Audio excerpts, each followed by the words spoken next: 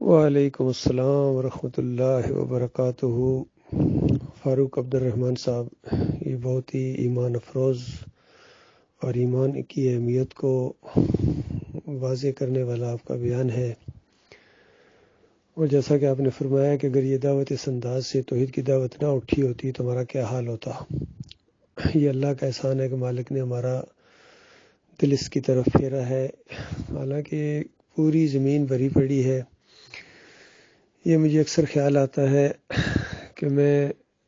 اور جو بھی ایماندار ہے اس کو اللہ کا کتنا شکر ادا کرنا چاہیے۔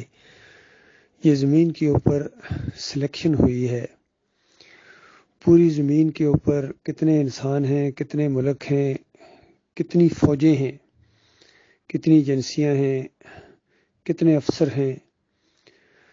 اللہ تعالیٰ کی نگاہ پڑی تو اس پاکستان کے اوپر، پاکستانی فوج کے اوپر، پھر پاکستانی فوج کے اندر کتنی یونٹیں ہیں، اور پھر مالک کی نگاہ پڑی 7 پنجاب ریجمنٹ کے اوپر، اور 7 پنجاب ریجمنٹ کے اندر بھی بڑے بڑے کیریئر افسر تھے، بڑے بڑے اچھے کالجز کے پڑھے ہوئے، اور بڑے بڑے دولت مند بھی، اور بڑے بڑے جرنیلوں کے رشتہ دار بھی، جرنیلوں کے بیٹے بھی۔ لیکن مالک الملک کی نگاہ پڑی اس ناچیز کے اوپر۔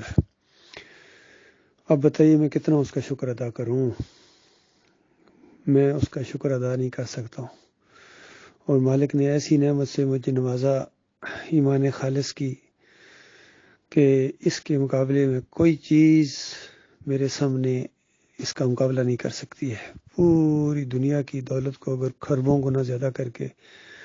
دے دیا جائے اور ایمان کے کسی چھوٹے سے چھوٹے شعبے سے بھی دستبردار ہونے کے لیے کہا جائے، یا اس دور میں جو موحد عالم دین ڈاکٹر مسعود الدین عثمانی رحمۃ اللہ علیہ کا کوئی ایک فقرہ یا کئی موقعوں کے اوپر کوئی ایک لفظ جو انہوں نے بولا ہے، اگر مجھے کہا جائے کہ یہ لفظ سے تم دستبردار ہو جاؤ، اس کے بدلے میں اس دنیا کی پوری دولت کو خربوں گنا زیادہ کر کے تمہیں دے دیا جائے گا، تو اللہ جانتا ہے میں اس کے لیے تیار نہیں ہوں گا۔ ایمان اتنی قیمتی چیز ہے۔ بہرحال ہر وقت کے اندر اس کے لحاظ سے اسی قدر کی جاتی ہے۔ نبی علیہ السلام نے فرمایا تھا کہ بدا الاسلام غریباً فسیعود کما بدا۔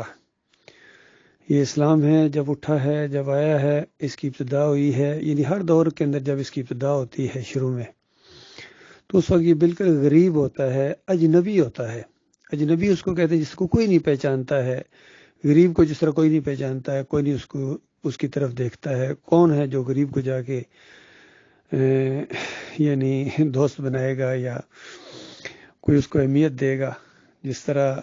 نبی علیہ السلام نے ایک دوسری حدیث میں بھی اسی طریقے سے فرمایا کہ اللہ کے کچھ ایسے بندے ہوتے ہیں،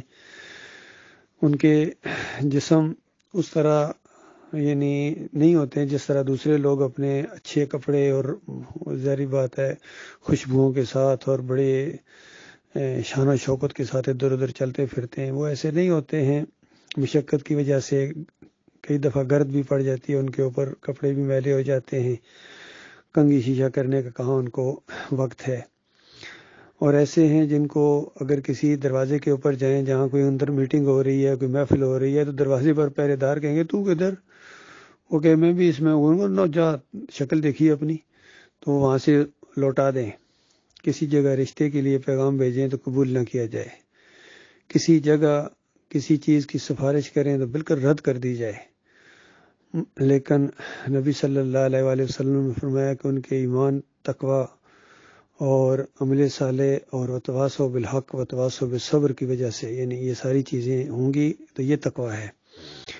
تو ایسے متقی ہیں، اللہ سے ایسی ان کی رغبت ہے، ایسی دوستی ہے، اور مالک ان کو اس قدر چاہتا ہے کہ اگر کوئی اللہ کے بھروسے کے اوپر کسی چیز کی قسم کھا بیٹھیں تو مالک ان کی قسم کی لاج رکھتا ہے، اس قدر وہ اللہ کو محبوب ہیں۔ تو یہ ایمان کی قدر کرنے والوں کو اس کی قدر ہوتی ہے۔ دنیا داروں کو کیا معلوم ایمان کیا چیز ہے، توحید کیا چیز ہے، اللہ کیا چیز ہے۔ اس لیے مالک فرماتا ہے رحمان اللہ کی قدر کسی جاننے والے سے پوچھو۔ تو فرمایا نبی علیہ السلام نے جب یہ آیا ہے تو اس کی طرف کوئی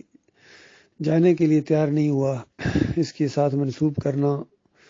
وہ اپنی شرم محسوس کرتے تھے چونکہ دنیا والے دوسری طرف ہیں، ایمان عقیدہ ایک طرف ہے،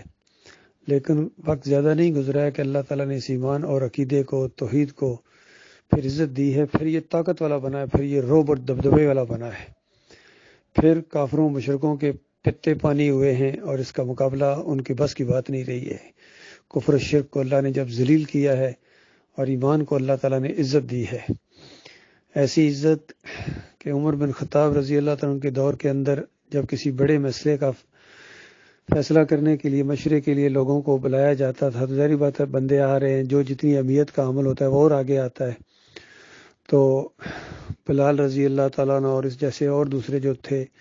ان کو بالکل امیر المومنین کے قریب بیٹھنے کا موقع ملا، اور بڑے بڑے کتنے سردار تھے جو بعد میں ایمان لائے تھے، جس میں ابو سفیان شامل ہیں، اور ابو جہل کے ایک بھائی عبد الرحمن اور بیٹے جو ہیں اکرمہ شامل ہیں، اس طرح کے اور بھی کچھ لوگ تھے۔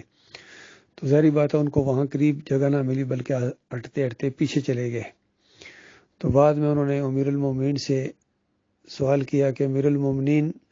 ہم دیکھ رہے ہیں کہ ہماری وہ عزت اور احترام نہیں ہے جو ان دوسرے لوگوں کی ہے، لیکن اس میں ہم کسی کو گلہ نہیں کر رہے ہیں، غلطی ہماری اپنی ہی ہے،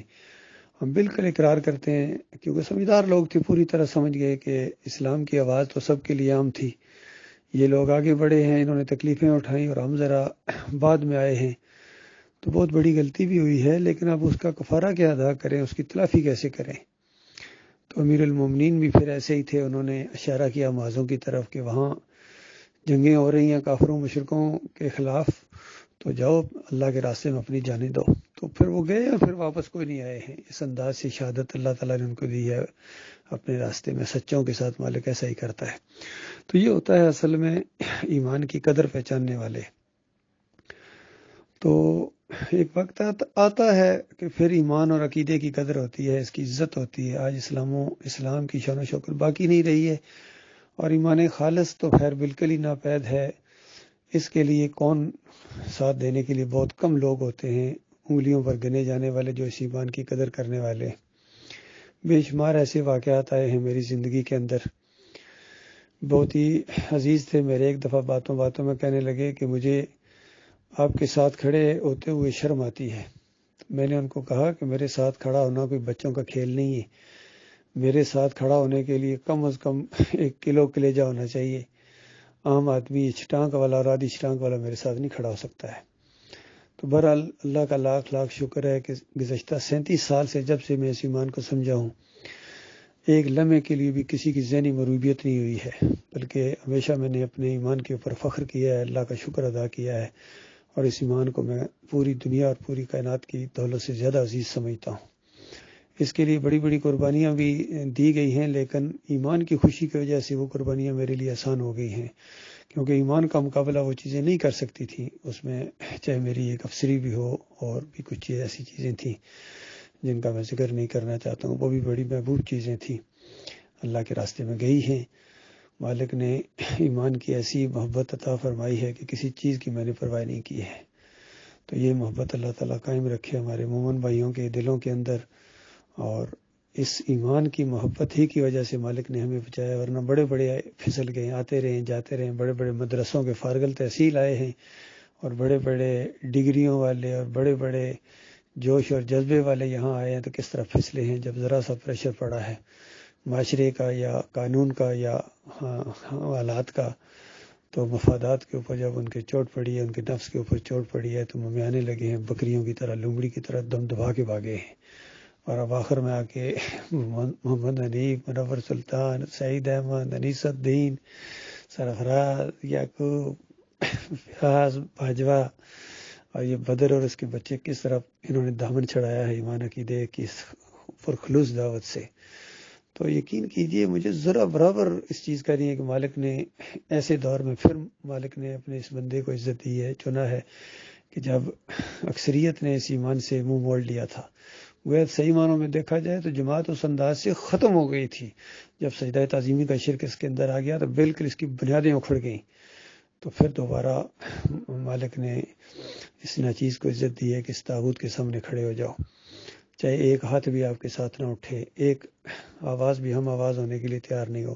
اس ارادے کے ساتھ میں کھڑا ہوا تھا، اور مجھے معلوم تھا یہ بھوکے بیڑیوں کی طرح جپٹیں گے، کیونکہ میں ان کو بڑے قریب سے دیکھ چکا تھا۔ بہرحال اللہ تعالیٰ نے بہت ہی زیادہ مدد فرمائی اور بڑے پیارے ساتھی اللہ تعالیٰ نے دیے ہیں جو بالکل ننگی تلوار ہیں گویا کفر و شرک کے خلاف۔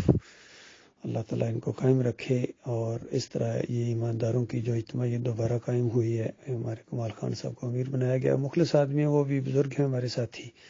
بہت ہی زیادہ وہ جو ہیں یعنی شریف آدمی ہیں اور متقی اور پرہیزگار آدمی ہیں۔ اور وہ آدمی جس کے پاس بیٹھ کے اللہ یاد آئے، ایمان تازہ ہو، آخرت کی یاد ہو، بڑا ہی قیمتی ہوتا ہے۔ اللہ تعالیٰ اس اجتماعیت کے اندر برکت دے گا، مالک مخلص لوگوں کو ہمارا ساتھی بنائے جو صحیح معنوں میں ایمان کے قدردان ہوں۔ آج دنیا کی قدر ہے، دنیا کو للچائی ہوئی نظروں کے ساتھ دیکھتے ہیں، اور اسی کی ان کے نزدیک اہمیت ہے۔ ایماندار کی وہ اہمیت نہیں ہے جو دنیا دار مشرکوں کی ہے